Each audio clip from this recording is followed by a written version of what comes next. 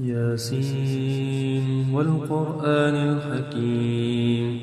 إنك لمن المرسلين على صراط مستقيم تنزيل العزيز الرحيم لتنذر قوما ما أنذر آباؤهم فهم غافلون لقد حق القول على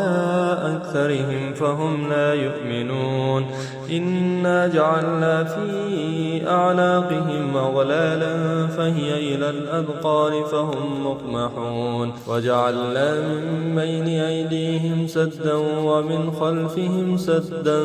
فأغشيناهم فهم لا يبصرون وسواء عليهم أأنذرتهم أم لم تنذرهم لا يؤمنون إنما تنذر من اتبع الذكر وخشي الرحمن بالغيب فبشره بمغفرة وأجر